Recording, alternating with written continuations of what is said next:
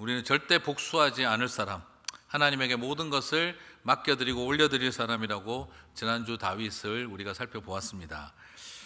그런데 제가 지난주에 그렇게 다윗은 복수하지 않을 사람, 용서의 사람, 하나님께 맡기는 사람이라고 제가 다윗을 띄워드렸는데 오늘 나발을 죽인다고 띄어나가시는 것을 보니 참 설교자하고 설교 본문이 참 안 맞는구나, 손발이 안 맞는구나 하는 생각이 들기도 합니다. 자, 이렇게 좀 띄워줄 때 계속 뜨셔야 되는데 갑자기 추락을 해버리셨죠. 자, 부하들이 사울을 죽이자고 손에 칼을 쥐어줄 때는 그 칼을 거두어라, 하나님이 세우신 사람을 죽일 수 없다 하고 딱 잘라 말했던 사람이 지금은 자기 손으로 부하들의 손에 칼을 쥐어주면서 죽이러 가자 하고 소리를 치고 있는 것입니다. 지난주에는 사울의 집안 남자들 다 살려주겠다고 해놓고 오늘은 22절을 보니 그에게 속한 남자라면 하나도 남기지 않고 아침까지 살려두면 내가 사람이 아니다 라고 막 이야기를 할 정도입니다. 여기 이 표현을 보면 정말 다윗이 거칠게 말하고 있습니다. 다윗에게 벌을 내리고 벌을 내리시기를 원하노라 하는 맹세를 하고 있고 거의 육두문자에 가까운 거친 표현이 마구 튀어나오고 있는 것을 볼 수가 있습니다. 지난주일 그렇게 띄워드렸는데 오늘 이렇게 처참하게 분노에 불타는 다윗이 되었구나 하는 생각을 하게 되어지죠. 용서의 사람, 하나님께 복수를 맡기던 사람, 하나님의 손에 주권을 의지하던 그 아름다운 다윗은 어디로 갔는가 싶습니다. 언뜻 보면 사울에게는 약해 보였고 나발에게는 강해 보이는 모습입니다. 하지만 세상적으로는 그렇지만 영적으로 생각해 보면 사울에게 있어서는 신앙인이었으나 나발에게 있어서는 열받은 힘 있는 권력자였구나 하는 생각이 들기도 합니다. 큰 실족을 하게 만드는 인생의 벼랑 끝은요, 내가 힘센 자에게 밀려서 떨어지는 것이 벼랑이 아니라 때로는 내가 힘이 있어서 벼랑 끝까지 밀어붙이다가 내가 떨어지는 수가 있기도 하겠구나 하는 걸 발견할 수가 있습니다. 그래서 인생의 벼랑은 힘이 없어서 몰리기도 하지만 인생의 벼랑은 내가 힘이 넘쳐서 벼랑 끝을 향해 달려갈 수도 있다는 걸 보여주고 있습니다. 자, 이런 의미에서 우리는 거시적인 영역에서는 사람이 굉장히 신앙적이고 훌륭한데 미시적인 영역에 들어가면은요 완전히 혈기 넘치는 세상적인 사람과 똑같아질 수도 있다는 걸 보여줄 수 있습니다. 여러분, 사실 우리가 큰 일에 있어서 실수는 안 해요. 여러분이 나라를 망칠 만한 실수를 하실 분들은 여기 별로 없습니다. 송병주 목사 때문에 미국이 망했다는 말 들어보신 적 있으십니까? 네, 그런 일은 안 일어납니다. 선한 청지기 교회 때문에 웨스트 코비나가 파산했다 이런 이야기 들은 적 있으십니까? 그런 이야기는 일어나지 않습니다. 그런데 우리의 가정과 미시적인 영역, 삶의 영역에 들어가면 전혀 다른 모습이 나타날 수 있습니다. 밖에 나아가서 거시적인 영역에서는 세계 평화를 외치는 세계 평화주의자도요, 미시 영역에 들어와서는요 파시스트가 될 수 있습니다. 밖에 나아가서는 세계 평화를 외치고 약자들을 향한 아픔과 고통을 외치면서 집에 들어가서 와이프하고 자식들한테는 폭군이 되는 파시스트가 될 수도 있다 이 말입니다. 그것이 우리 안에 빠질 수 있는 모습이라는 거죠. 우리를 무너뜨리는 일은 밖에서 얼마나 큰 일을 하느냐에 달려 있는 게 아니라 우리가 가장 작은 영역에서 나는 누구인가를 질문하고 있다는 겁니다. 제가 자주 쓰는 예화죠. 어떤 한 부인이 만난 자신의 인생의 두 명의 남편을 이야기를 합니다. 첫 번째 만난 남편은 돈 잘 버는 자본가였고 밖에 나가서 엄청나게 돈을 많이 벌어오는 자본가였다. 그리고 두 번째 만난 남편은 세상을 바꾸겠다고 뛰어다니던 공산주의자였다. 둘이가 나가서 밖에서 하는 일은 전혀 반대인데 집에 와서 나한테 하는 짓은 똑같았다. 이게 무슨 말인지 이해가 가십니까? 그들이 밖에 나가서 거시적 영역에서 뭘 말하고 있는지는 모르겠지만 나한테는 다 파시스트였다라는 그 이야기를 하고 있는 것이죠. 자, 오늘 우리에게 느껴지는 일들에 있어서 우리 많은 신앙인들이 빠질 수 있습니다. 밖에 나가서는 목사요, 선교사, 밖에 나가서는 장로고, 권사고, 집사라고 하지만 그러나 들어와서 우리가 나는 어떤 사람이냐라는 질문을 지금 던지는 것과 같은 것이죠. 사울 왕에게는 하나님의 주권을 외치고 용서를 선언했지만 나를 무시하는 나발은 죽여버린다 하는 마음이 우리 안에 있다는 겁니다. 자, 우리는 나름 밖에 나가서 혼자 있을 때 얼마든지 우아할 수 있는 사람들입니다. 사울 왕과의 싸움에서는 하나님의 뜻을 말하며 용서를 선언할 수 있습니다. 그러나 나를 무시한 나발 같은 인간은 절대 용서하지 못한다. 어느 틈에 우리 안에 존재하고 있는 연약함이고 완악함입니다. 그래서 거시 권력의 민주주의자도 미시 권력에서는 독재자가 되는 것이고, 거시 권력의 평화주의자도 미시 권력의 영역에서는 무서운 분쟁을 일으키는 사람이 되는 것입니다.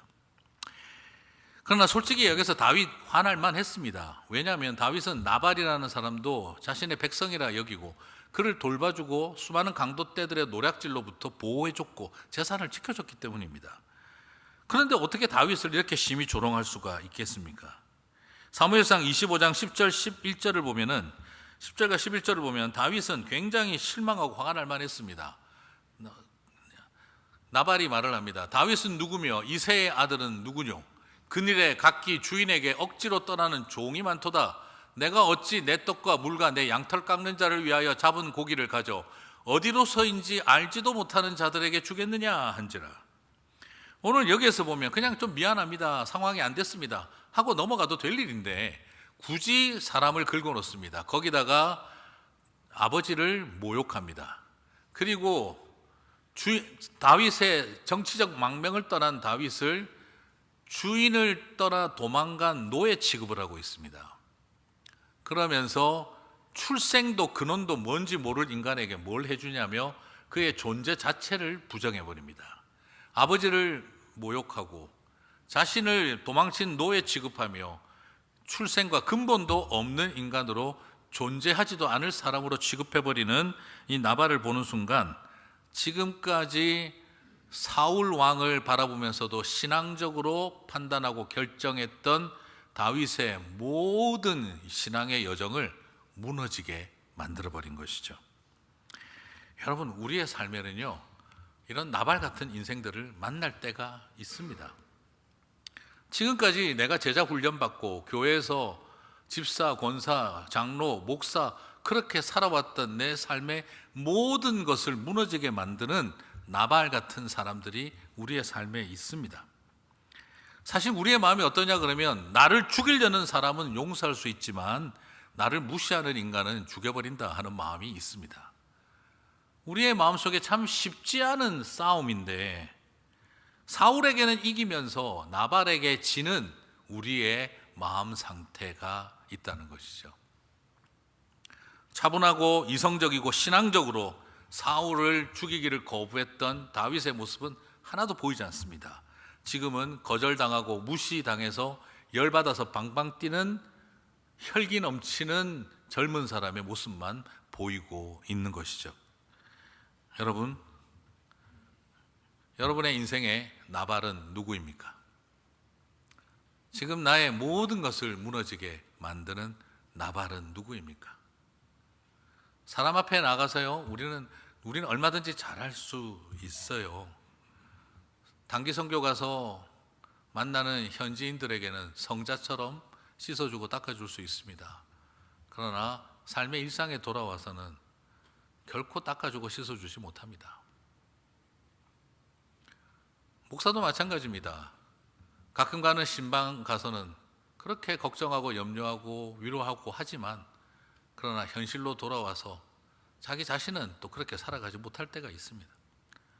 우리 모두가 다 빠지는 함정, 거시적인 영역, 신앙적인 영역에서는 참으로 훌륭한 사람인데 내 일상과 삶의 영역으로 돌아가면 나를 무시하는 인간들은 죽여버린다 하는 마음이 어느 틈에 우리 안에 있다는 것이죠.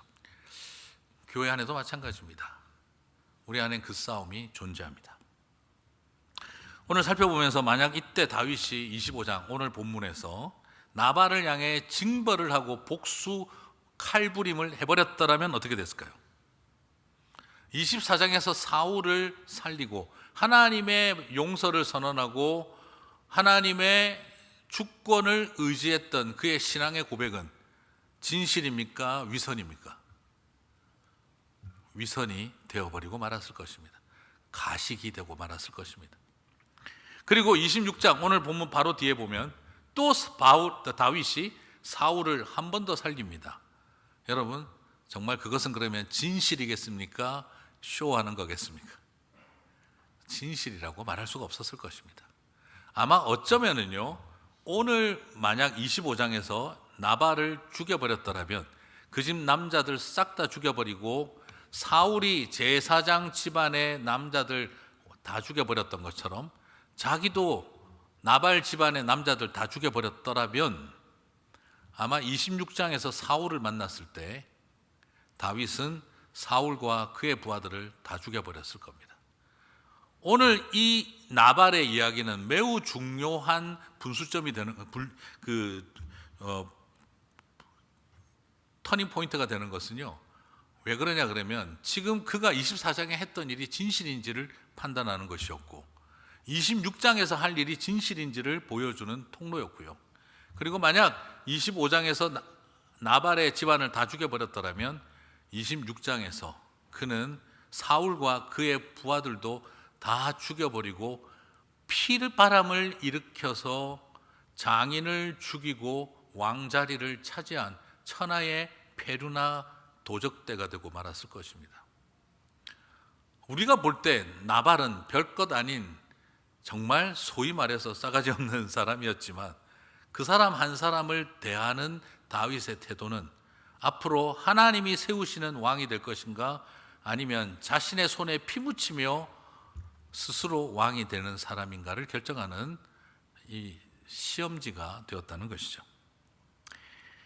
자, 이것을 이 위기에 그를 바로 잡아준 것이 아비가일입니다. 우리의 인생에는 나발 같은 사람도 있지만 꼭 아비가일 같은 사람이 만나게 되시기를, 아비가일 같은 사람이 되시기를 주님의 이름으로 축복합니다.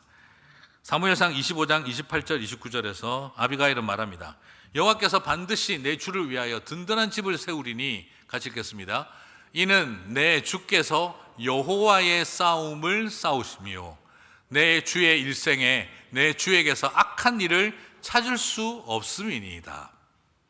사람이 일어나서 내 주를 쫓아 내 주의 생명을 찾을지라도 내 주의 생명은 내 주의 하나님 여호와와 함께, 같이 읽겠습니다.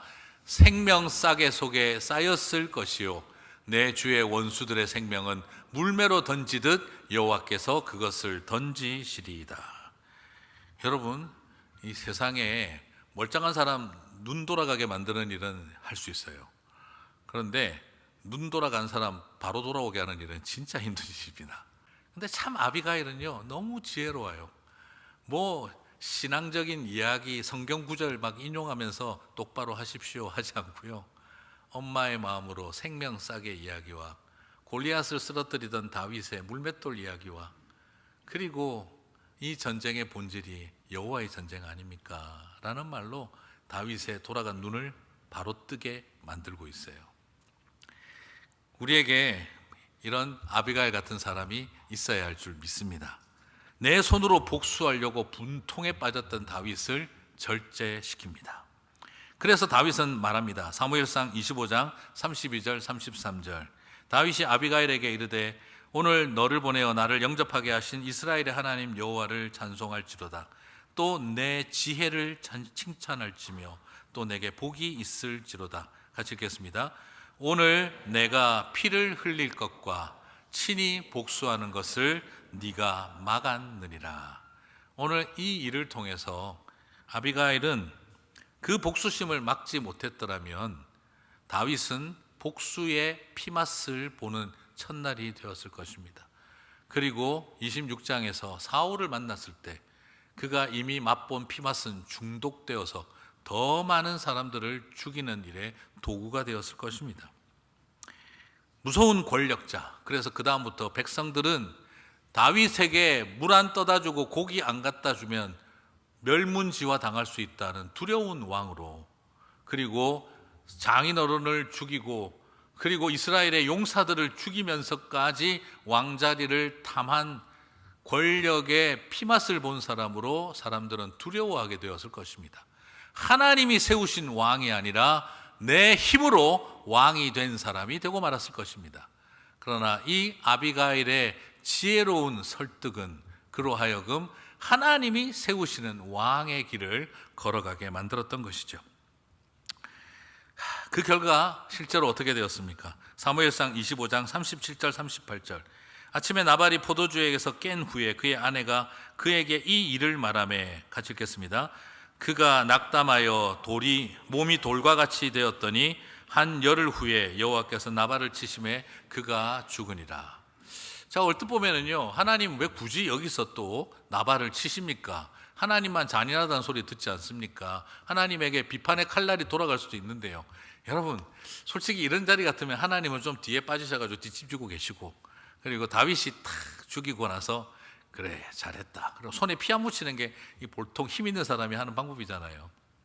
그런데 오늘 하나님은요, 다윗에게 그 일을 시키지 않고 내가 쳤다라고 기록을 남겨놓고 있어요.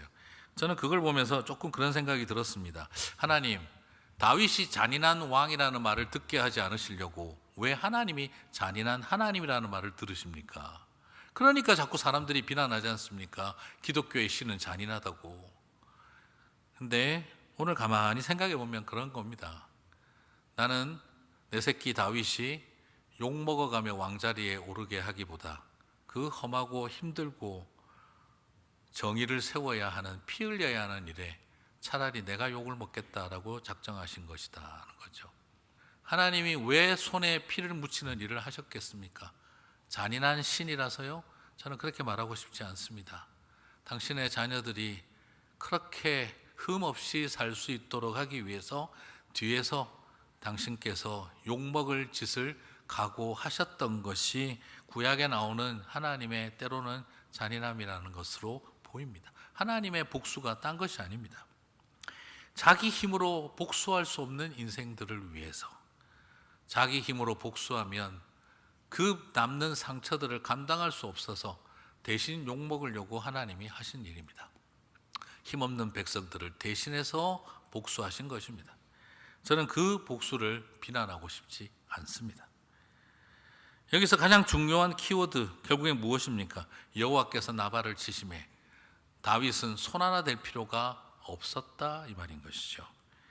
사랑하는 성도 여러분, 오늘 이것이 우리에게 주는 도전이 무엇이겠습니까? 이것이 주는 가장 큰 아름다운 도전은요, 다윗에게 분명한 확신입니다. 내가 내 손에 피를 묻히지 않아도, 내가 복수의 화신이 되지 않아도, 나는 용서의 사람으로만 살아가도 하나님이 하신다 하는 것입니다. 사랑하는 성도 여러분, 저는 그렇게 당신의 백성을 통해 당신의 사랑하는 자녀가 잔인한 왕이라는 소리를 듣게 하기보다는 차라리 내가 잔인한 신이라는 비난을 감수하겠다 하며 역사를 움직여가는 저는 하나님을 저는 차라리 비난하고 싶지 않습니다. 그리고 고맙고 죄송하다고 이야기하고 싶은 마음입니다. 이런 자리에서 이 길을 걸어가게 하신 하나님, 그래서 다윗은 26장에서 거짓이 아니라, 쇼가 아니라 그는 진정성 있게 하나님 앞에 사울을 맡긴 것입니다. 사랑하는 성도 여러분, 솔직히 한 번 용서는 할 수 있지만 두 번 용서는 힘들잖아요. 24장에서 한번 살려줬는데 26장에서 정말 인간적으로 다윗이 용서할 수 있었겠습니까? 그런데 왜 용서가 가능했겠습니까? 25장에서 나발과의 관계를 통해 하나님 하시는 일을 보았기 때문인 것이죠. 그래서 그는 일관성을 지킬 수가 있었던 것입니다. 결과 실제로 어떻게 됐습니까? 사무엘상 26장 8절에서 10절. 아비새가 다윗에게 이르되 하나님이 오늘 당신의 원수를 당신의 손에 넘기셨나이다. 그러므로 청하오니 내가 창으로 그를 찔러서 단번에 땅에 꽂게 하소서. 내가 그를 두 번 찌를 것이 없으리이다 하니. 자, 여기서 아비새가요, 뭐 어떻게 하고 있습니까? 다윗이 손에 분명히 피 안 묻힐 걸 알고 어떻게 하는 거죠? 아, 임금님 다윗 손에 칼 쥐어주면 어차피 안 된다. 그 대신에 내가 내 손에 피 묻힐 테니까 뒤로 좀 빠져주실래요? 지금 이러고 있는 거예요, 아비새가. 자, 이런 부하를 만나면 좋을까요, 나쁠까요? 얼뜻 보면 좋아 보이는데 하나님의 뜻과는 다른 길로 가는 거죠. 그렇게 아비새가 그런데 다윗이 말합니다. 아비새에게 이르되 죽이지 말라. 누구든지 손을 들어 여호와의 기름 부음 받은 자를 치면 죄가 없겠느냐 하고, 또 다윗이 이르되 여호와께서 살아계심을 두고 맹세하노니, 같이 읽겠습니다. 여호와께서 그를 치시리니 혹은 죽을 날이 이르거나 또는 전장에 나아가서 망하리라. 또는 했는데 그리고로 결론이 맺어집니다. 여호와께서 그를 치시고 죽을 날이 이르러서 전장에서 죽었더라 되버립니다. 이것이 사울의 모습이죠. 그런데 놀랍게도 하나님이 치셨느냐? 하나님도 치시지 않았습니다. 사울의 죽음은요, 하나님이 치지도 않았고 다윗이 치지도 않았고 블레셋이 치지도 않고 스스로 결국 자결하게 되어집니다. 부하에게 죽여달라고 말을 해야 되는 상황이 되고 맙니다. 무슨 이야기입니까? 하나님 손에도 죽지 못하고 다윗 손에도 죽지 못하고 블레셋에게도 죽지 못하고 그냥 그렇게 죽어간 삶이 되었다라는 것이죠. 저는 이것을 바라보면서 결국에는 다윗은 어떤 복수도 살해도 없이 하나님이 세우시는 왕으로 그 자리로 가게 하신 것이죠. 말 그대로 신의 한 수였습니다. 결국 오늘 이 스토리의 이야기를 통해 발견하는 것은요, 26장에서 다윗이 사울을 죽이지 않을 수 있었던 것은 그의 인격과 성품이 탁월해서가 아니라 25장에서 발견했던 자신의 밑바닥을 바라보고 내가 얼마나 복수심으로 가득 차 있는 죽여버리고 싶은 자존심 덩어리인지를 그가 발견했기 때문에 하나님 앞에 온전히 맡길 수 있었기 때문에 26장에서 한 번 더 참을 수가 있었고 그 결과는 사울의 죽음으로 끝이 나는 것이죠. 사랑하는 성도 여러분, 오늘 이 일을 통해 다윗처럼 훌륭한 인격을 가지고 인내할 수 있는 사람이 되십시오라는 메시지를 던지는 것이 아니라 오늘 내 밑바닥을 바라보고 내가 얼마나 복수심과 증오심으로 불타오르는 완악한 인생인지를 비로소 깨달았을 때 하나님 하시는 일을 전적으로 신뢰할 수 있는 것입니다. 사랑하는 성도 여러분, 그래서 25장에 다윗은 자신의 밑바닥이 드러났지만 아비가일과 같은 사람을 통해 그는 하나님의 말씀 앞으로 돌아왔던 것입니다. 여러분이 살아가면서 서로에게 아비가일 같은 분들이 되어주시기를 축복합니다. 그리고 우리의 인생에서 아비가일 같은 사람을 만나게 되시기를 바랍니다. 기왕이면 내 배우자가 그 역할을 하게 되기를 바랍니다. 아멘이 안 나올 것 같다 싶었는데 살짝 지금 하다가 갑자기 입 다물으시는 분이 있었습니다. 그래요. 사실은 그게 제일 소중합니다. 우리가 서로에게 아비가일이 되어줘야 합니다.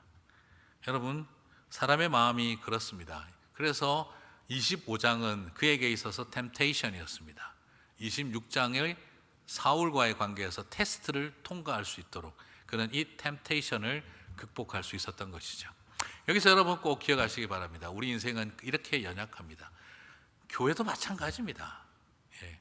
우리가 그래도 나름 어떤 사람들입니까? 원수를 사랑하자고 모인 사람들 아닙니까? 원수도 형제와 자매가 되게 하려고 모인 사람들 아닙니까? 그런데 교회 다니다 보면 어떻게 되죠? 형제와 자매가 왼수가 되죠. 자, 왼수도 형제 자매를 만들겠다고 모였는데 형제 자매가 왼수가 되는 것이죠. 주로 어떻습니까? 저 죽어가는 영혼들, 우리를 그냥 핍박하는 자들을 용서하여 주십시오 하지만 같은 크리스찬인데 나를 무시하는 김 집사는 죽입니다. 제가 이런 마음이 있는 거예요. 나를 무시하는 저 무슨 장로는 나를 무시하는 저 집사는 내 절대 가만히 못 둡니다. 이 마음이 우리 안에 있는 거예요. 사랑하는 성도 여러분, 더 연약한 겁니다. 우리를 핍박하고 죽이겠다는 내로는 용서하고 선포합니다. 그런데 내 자존심 긁는 인간은 죽여버린다 하는 마음이 내 안에 있다는 것이죠. 오늘 다윗은 그 민낯을 있는 그대로 보여줬습니다. 그래서 목장이나 소그룹이나 사역이나 교회 공동체에서 있다가 보면 죽어가는 영혼을 사랑하고 원수를 사랑하겠다고 모였지만 저 형제 저 자매는 내가 여기까지만 하겠습니다 하는 마음이 있는 것입니다. 그렇습니다. 그래서 말씀은 원수를 소멸하라고 하지 않고 원수된 것을 소멸하라 하신 것이죠. 사랑하는 성도 여러분, 나발을 이기는 길, 사울을 이기는 길은 칼을 손에 드는 것이 아니라 그 칼을 칼집으로 집어넣는 일입니다. 우리 한국 사람들은 자꾸 잘못된 것을 배워가지고 남자가 말이야 칼을 뽑았으면 무라도 잘라야지, 여러분, 그건 용기가 아니고요, 쓸데없는 짓을 한 겁니다. 무를 왜 잘라요? 나중에 요긴하게 쓰면 되지. 그건 만용입니다. 남자가 칼을 뽑았으면 무라도 잘라야지. 그것이 아니고 칼을 뽑았는데 잘못되었고 바르지 못한 판단이었다는 걸 깨닫고 칼집으로 도로 집어넣고 말머리를 돌릴 줄 아는 게 진정한 용기입니다. 오늘 다윗은 용기 없는 사람이 아니라 참된 용기를 가진 사람이었습니다. 이 생각과 판단이 잘못되었다라고 느끼고 돌아설 수 있었던 마음, 그것이 참된 용기였습니다. 다윗은 무능한 벼랑 끝에서 떨어진 것이 아니라, 위기만 겪은 것이 아니라, 다윗은 오히려 유능하고 힘있고 권력 있는 자리에 있을 때에도 여전히 벼랑길로 가고 있었던 거죠. 여러분, 인생의 벼랑은 힘센 사울에게 몰려서 가는 것만이 아닙니다. 내가 나발을 죽이겠다고 벼랑 끝으로 몰아갈 때 나 자신도 벼랑을 향하고 있다는 걸 알아야 합니다. 벼랑은 힘센 사울에게 밀려날 때 다가오는 것이 아니라 힘센 다윗이 되어 나발을 죽이겠다고 달려들 때에도 벼랑은 내 앞길에 서 있다는 걸 기억하셔야 됩니다. 우리는 거기서 낭상하게 되는 것이죠. 추락하는 것입니다. 그러면 오늘 저는 부탁드리고 싶습니다. 이것을 깨달은 저와 여러분에게 어떤 은혜가 기다릴까요? 하나님, 벼랑 끝에서 떨어지지 않고 안전지대로 가게 하옵소서. 그것이 능력이 아닙니다. 벼랑 끝에서 떨어지지 않는 것을 만족하고 구출되는 것이 아니라 벼랑 끝에서 날아올라야 하는 것입니다. 우리는 벼랑 끝에서 떨어져야 하고 벼랑 끝에서 겨우 살아서 안전지대로 옮겨지는 사람들이 아니라 그 벼랑 끝을 하늘을 향해 날아오르는 도약대가 되게 만드는 은혜를 주시는 줄 믿습니다. 오늘 다윗은 이 벼랑 끝에서 간신히 안 떨어진 사람이 아니라 그 벼랑 끝에서 날아오르는 하나님의 자녀가 되었습니다. 오늘 그 은혜가 저와 여러분 안에 풍성하게 되시기를 주님의 이름으로 축복합니다.